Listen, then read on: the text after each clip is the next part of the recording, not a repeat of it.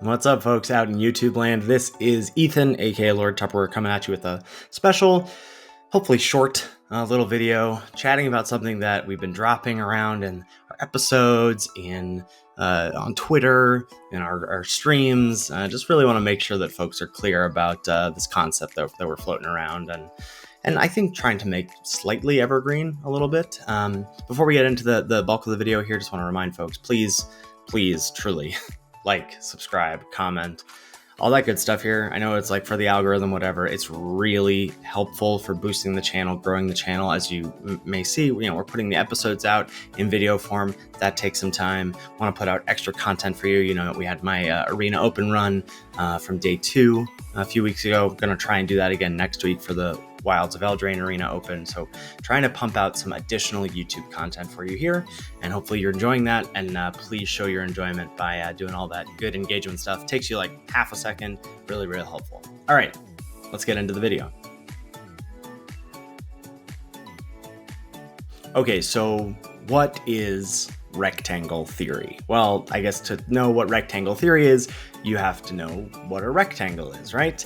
And to know what a rectangle is, we go back to the Brothers War and my stream, where what started off as sort of like a meme or a joke turned into something that I think was actually a helpful way to engage with the cards that we were seeing. So something that's been a tale as old as time is, new mechanics get introduced and folks want to categorize them in some way as a portion of a card, right? What is a 2 for 1, a 1.5 for 1? This is a third of a card, half of a card, 2/3 of a card.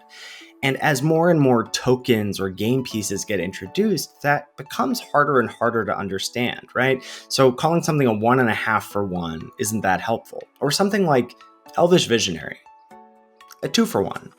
Well, is it a 2 for 1? I mean, it literally is a card you play that draws you a card, but do we actually count a 2-mana 1/1 as a card? Is that worth a card? No. I mean, part of the value of that is that it draws you a card, so it replaces itself, and then it's something that you can use in some way. Maybe you enhance it, maybe you sacrifice it, maybe it's a format where there are 1 toughness creatures, and so it's good to have those sort of incidental 1/1s to trade off. Whatever it is, you're getting 2 game pieces out of it. And so game pieces became rectangles. And so rectangle theory is just, hey, we're going to refer to all cards that are made, all tokens, whether they're cards in our deck, tokens that our cards produce, any game pieces we get are going to be rectangles. And that's helpful for 1/1s, for food, for treasure, as things get printed more and more. Now, why was this so important in Brothers War? Well, in Brothers War, we had a mechanic called Unearth that was really strong. It came back, it sort of flew under the radar. We thought Power Stones were going to be the thing. Chat about Power Stones in a second. But Unearth really was, if I go back to that format, Unearth was the name of the game in Brothers War. It was really flexible, right? Allowed you to grab these colorless cards, have these sort of color required ways to unearth them. Maybe you could, maybe you couldn't. But a card like Scrapwork Cohort, how many was that a 1.5, a 1 3/4? What is that for 1? That's really hard to come up with, right? Because you're getting your 3/1, you're getting your 1/1, then the 3/1 can be unearthed, and then you're getting the 1/1 token again. That remains. The 3/1 that you unearth, you don't get to keep. Well, I say let's just call that 4 rectangles, baby, right? Get the 3/1 and the 1/1 up front. The 3/1 that you have for a turn to unearth is a 3rd rectangle, and the 1/1 is a 4th rectangle. So why is that helpful? Well, it just lets me know these are the amount of game pieces I'm getting from this card, and that's a lot, right? And even if you think of, well, can you really count the 3/1 that you're unearthing for a single turn a game piece? Yeah, I think in that format you really could. Whether it was actually pushing through 3 damage, that was potentially worth something to you, or that format had a lot of ways to interact with artifacts. You could sacrifice them, whatever you cared about artifacts entering or leaving the battlefield. So ways that you care about or interact with these rectangles sort of helps boost them up, which leads me to our next point. Not all rectangles are created equal. And I don't just mean like, well, obviously something that draws a card isn't the same as making a food token or a treasure token or, whatever. But I mean literally format to format, the idea of rectangle theory ebbs and flows, or the value of thinking about cards in the realm of rectangle theory ebbs and flows. Let's think about Brothers War. It was great. It was a great way to think about Unearth and Power Stones, even a card like Energy Refractor, right? As a 2-mana artifact came into play, replaced itself, then gave you this rectangle you could use, whether you were sacrificing it or filtering it or whatever. And again, did you have stuff that cared about artifacts entering or leaving the battlefield? All that stuff was important. Next set, Phyrexia All-Will-Be-One, rectangle theory becomes a lot less important. It's a lot less about like who's making the most rectangles, much less than it was in the Brothers War. In Phyrexia All-Will-Be-One, it was a lot about efficiency and rate. Now, we had some overlap there, right? Chimney Rabble, one of the best commons in the entire format. 2 rectangles.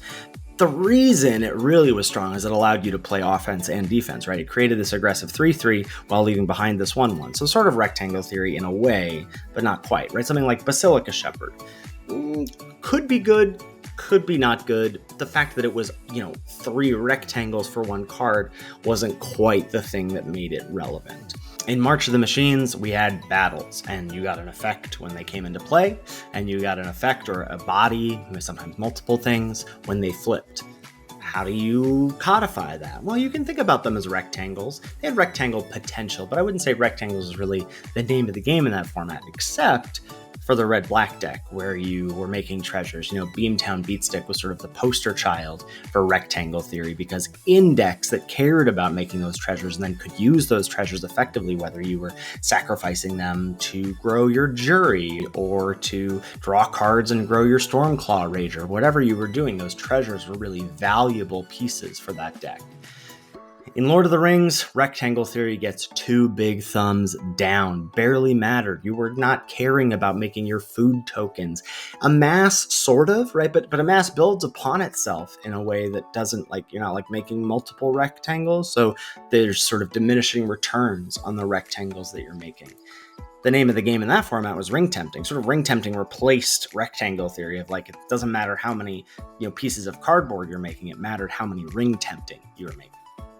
And that brings us to Wilds of Eldraine this year. This is a huge rectangle theory set. Top of the heap, we have Adventures. Just quite literally 2 effects stapled onto 1 card. You get the instant or the sorcery, you get the creature or the enchantment sometimes, whatever it is. You get those 2 pieces of cardboard. Are those effects always worth a card in and of themselves? No, but they are giving you 2 rectangles. Roll tokens.